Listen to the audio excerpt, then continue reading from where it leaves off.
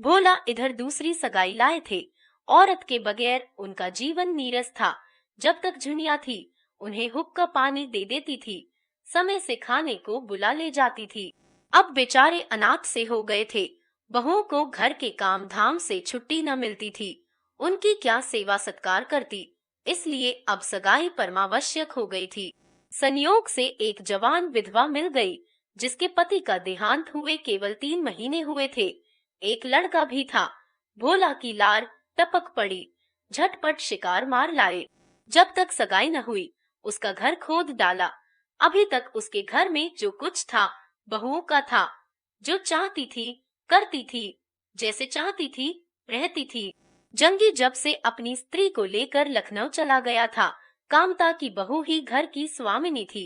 5-6 महीनों में ही उसने 30-40 पै अपने हाथ में कर लिए थे। शेर आध शेर दूध दही चोरी से बेच लेती थी। अब स्वामिनी हुई उसकी सौतेली सास। उसका नियंत्रण बहू को बुरा लगाता था और आए दिन दोनों में तकरार होती रहती थी। यहाँ तक कि औरतों के पीछे भोला और कामता में भी कहा सुनी हो गई। झगड़ा इतना बड़ा कि अलगौजे की नौबत आ गई। और यह रीति सनातन से चली आई है कि अलगौजे के समय मारपीट अवश्य हो।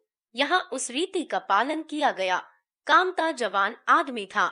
भोला का उस पर जो कुछ दबाव था वह पिता के नाते था, मगर नई स्त्री लाकर बेटे से आदर पाने का अब उसे कोई हक न रहा था। कम से कम कामता इसे स्वीकार न करता था। उसने भोला को पटक कर कई लातें जमाई और घर से निकाल दिया। घर की चीजें न छूने दी। गांव वालों में भी किसी ने भोला का पक्ष न लिया। नई सगाई ने उन्हें नक्कू बना दिया था। रात तो उन्होंने किसी तरह एक पेड़ के नीचे काटी। सुबह होते ही नोखेराम के पास जा पहुँचे और अपनी फरियाद सुनाई। भोला का गांव भी उन्हीं के इलाके में था और इलाके भर के मालिक मुखिया जो कुछ थे वही थे। नोखेराम को भोला पर तो क्या दया आती, पर उनके साथ एक चटपटी रंगीली स्त्री देखी तो चटपट आश्रय देने पर राजी हो गए। जहां उनकी गाय बंधती थी वहीं एक कोठरी रहने को दे दी। अपने जानवरों की देखभाल सानी भूसे के लिए उन्हें एकाएक एक जानकार आदमी की जरूरत मालूम होने लगी। भोला को 3 रुपया महीना और शेर भर रोजाना पर नौकर रख लिया। नोखेराम नाटे मोटे खलवाट लंबी नाक और छोटी छोटी आंखों वाले सांवले आदमी थे। बड़ा सा पगड़ बांधते, नीचा कुर्ता पहनते और जाड़ों में लिहाफ ओढ़कर बाहर आते जाते थे। उन्हें तेल की मालिश कराने में बड़ा आनंद आता था, इसलिए उनके कपड़े हमेशा मैले चीकट रहते थे। उनका परिवार बहुत बड़ा था। 7 भाई और उनके बाल बच्चे सभी उन्हीं पर आश्रित थे। उस पर स्वयं उनका लड़का 9वें दर्जे में अंग्रेजी पढ़ता था और उसका बबुआई ठाठ निभाना कोई आसान काम न था। राय साहब से उन्हें केवल 12 रुपए वेतन मिलता था, मगर खर्च 100 रुपए से कौड़ी कम न था। इसलिए आसामी किसी तरह उनके चंगुल में फंस जाए तो बिना उसे अच्छी तरह चूसे छोड़ते न थे। पहले 6 रुपए वेतन मिलता था, तब असामियों से इतनी नोच खसोट न करते थे। जब से 12 रुपए हो गए थे, तब से उनकी तृष्णा और भी बढ़ गई थी। इसलिए राय साहब उनकी तरक्की न करते थे। गांव में और तो सभी किसी न किसी रूप में उनका दबाव मानते थे। यहाँ तक कि दाता दीन और झिंगुरी सिंह भी उनकी खुशामद करते थे।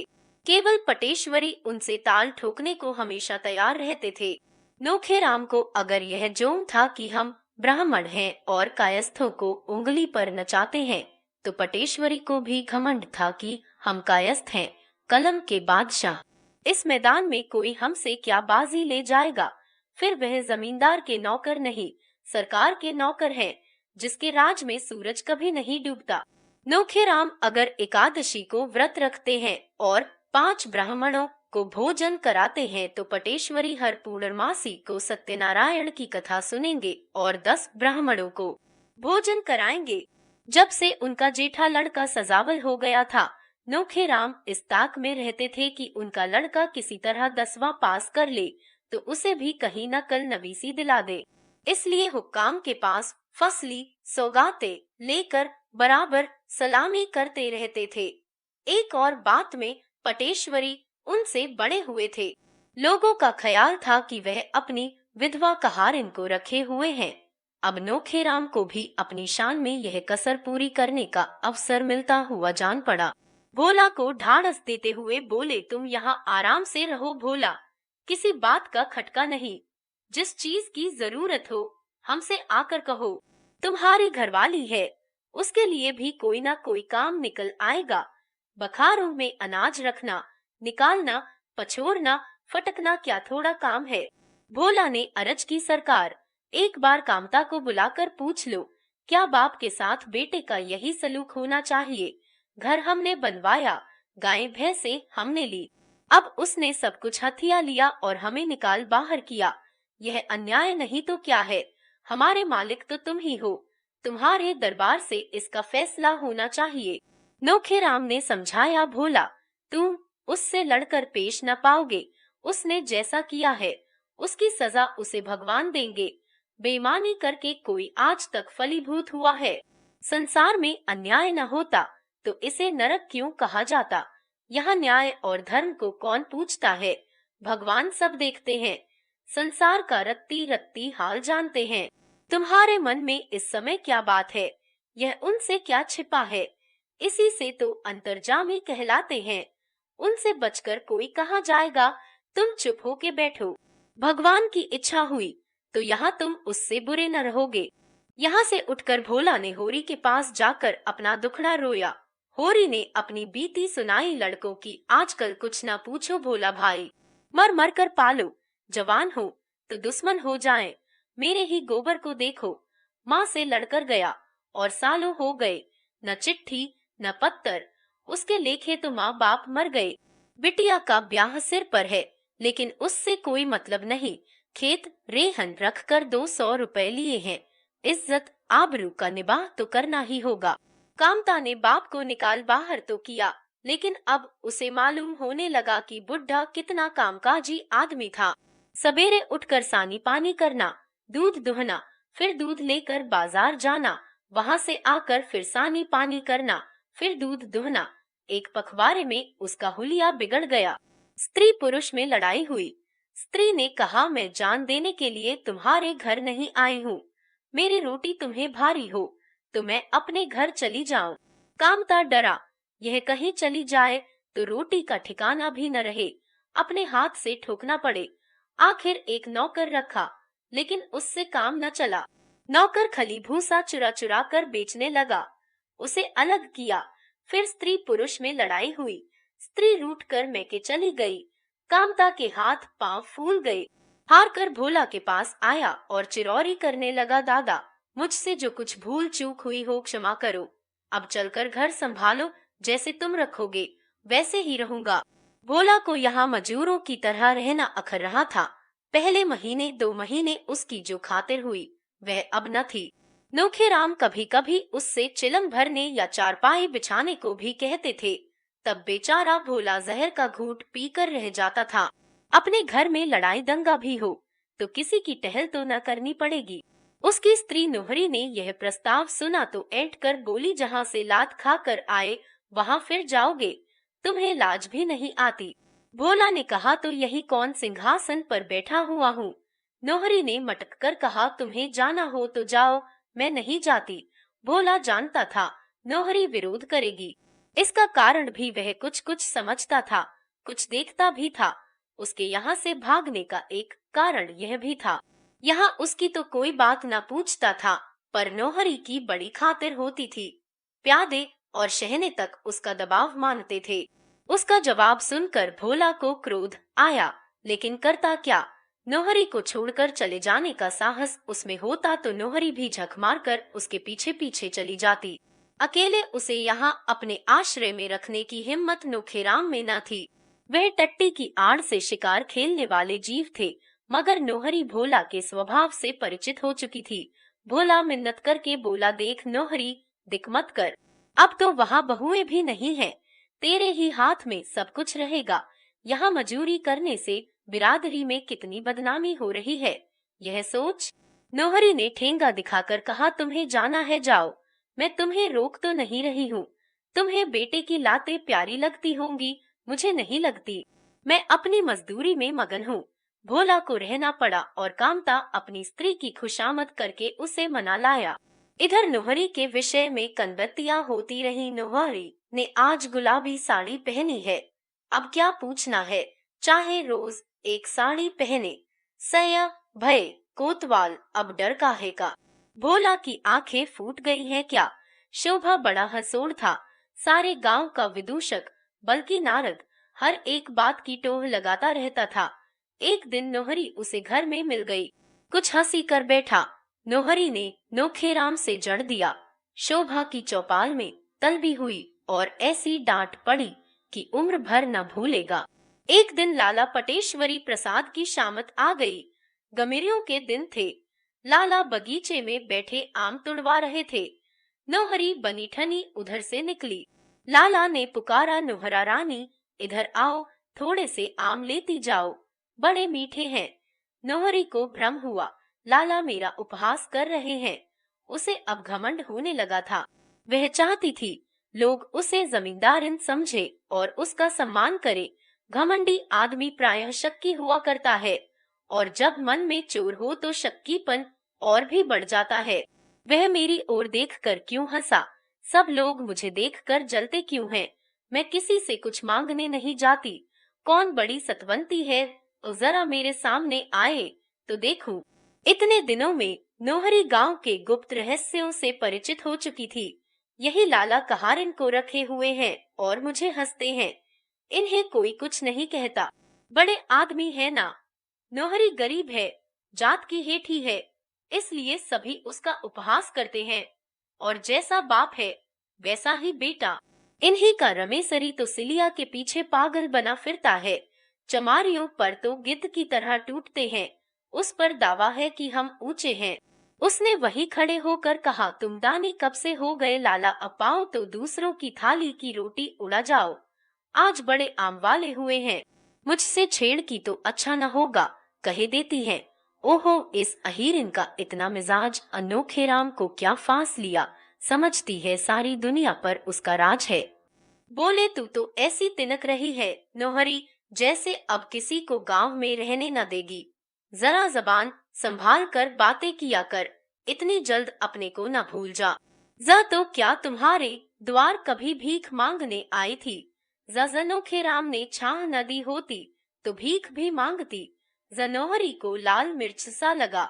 जो कुछ मुंह में आया बका, दाढ़ीजार, लंपट, मुंहझौसा और जाने क्या क्या कहा, और उसी क्रोध में भरी हुई कोठरी में गई और अपने बर्तन भांडे निकाल निकाल कर बाहर रखने लगी। नोखेराम ने सुना तो घबराए हुए आए और पूछा, वह क्या कर रही है नोहरी, कपड़े लत्ते क्यों निकाल रही है, किसी ने कुछ कहा है क्या। नोहरी मदों के नचाने की कला जानती थी, अपने जीवन में उसने यही विद्या सीखी थी। नोखेराम पढ़े लिखे आदमी थे, कानून भी जानते थे, धर्म की पुस्तकें भी बहुत पढ़ी थी। बड़े बड़े वकीलों बैरिस्टरों की जूतियां सीधी की थी, पर इस मूर्ख नोहरी के हाथ का खिलौना बने हुए थे। भौहें सिकोड़कर बोली, समय का फेर है, यहाँ आ गई, लेकिन अपनी आबरू न गवाऊंगी। ब्राह्मण सतेज हो उठा, मूछें खड़ी करके बोला, तेरी ओर जो ताके उसकी आंखें निकाल लूं। नौहरी ने लोहे को लाल करके घन जमाया, लाला पटेसरी जब देखो मुझसे बेबात की बात किया करते हैं। मैं हरजाई थोड़े ही हूँ कि कोई मुझे पैसे दिखाए। गांव भर में सभी औरतें तो हैं, कोई उनसे नहीं बोलता, जिसे देखो मुझी को छेड़ता है। नोखेराम के सिर पर भूत सवार हो गया, अपना मोटा डंडा उठाया और आंधी की तरह हरहराते हुए बाग में पहुंचकर लगे ललकारने, आजा बड़ा मर्द है तो मूछें उखाड़ लूंगा, खोद कर गाड़ दूंगा, निकल आ सामने। अगर फिर कभी नोहरी को छेड़ा तो खून पी जाऊंगा, सारी पटवारगिरी निकाल दूंगा। जैसा खुद है वैसा ही दूसरों को समझता है, तू है किस घमंड में। लाला पटेश्वरी सिर झुकाए दम साधे जड़वत खड़े थे। जरा भी जबान खोली और शामत आई। उनका इतना अपमान जीवन में कभी न हुआ था। एक बार लोगों ने उन्हें ताल के किनारे रात को घेर कर खूब पीटा था, लेकिन गांव में उसकी किसी को खबर न हुई थी। किसी के पास कोई प्रमाण न था। लेकिन आज तो सारे गांव के सामने उनकी इज्जत उतर गई। कल जो औरत गांव में आश्रय मांगती आई थी, आज सारे गांव पर उसका आतंक था। अब किसकी हिम्मत है जो उसे छेड़ सके? जब पटेश्वरी कुछ नहीं कर सके तो दूसरों की बिसात ही क्या। अब नोहरी गांव की रानी थी। उसे आते देखकर किसान लोग उसके रास्ते से हट जाते थे। यह खुला हुआ रहस्य था कि उसकी थोड़ी सी पूजा करके नोखेराम से बहुत काम निकल सकता है। किसी को बंटवारा कराना हो, लगान के लिए मोहलत मांगनी हो, मकान बनाने के लिए जमीन की जरूरत हो, नोहरी की पूजा किए बगैर उसका काम सिद्ध नहीं हो सकता। कभी कभी यह अच्छे अच्छे आसामियों को डांट देती थी। आसामी ही नहीं, अब कारकुन साहब पर भी रोब जमाने लगी थी।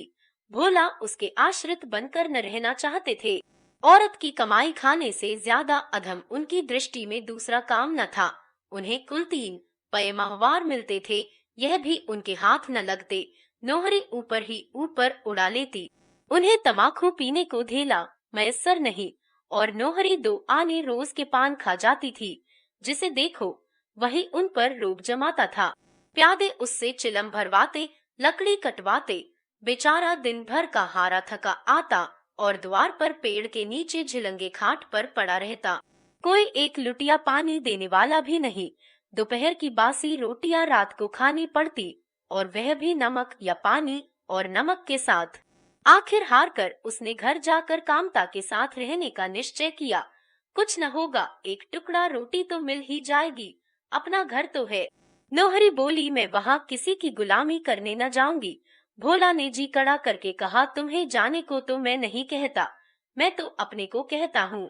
जब तुम मुझे छोड़कर चले जाओगे, कहते लाज नहीं आती। ज लाज तो घोल कर पी गया।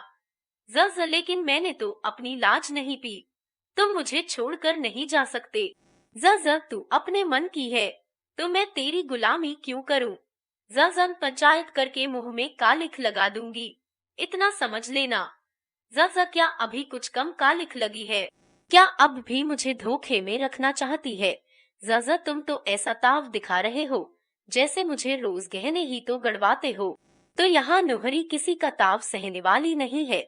जभोला झल्ला कर उठे और सिरहाने से लकड़ी उठाकर चले की नोहरी ने लपक कर उनका पहुंचा पकड़ लिया। उसके बलिष्ठ पंजों से निकलना भोला के लिए मुश्किल था। चुपके से कैदी की तरह बैठ गए। एक जमाना था जब वह औरतों को अंगुलियों पर नचाया करते थे। आज वह एक औरत के करपाश में बंधे हुए हैं और किसी तरह निकल नहीं सकते।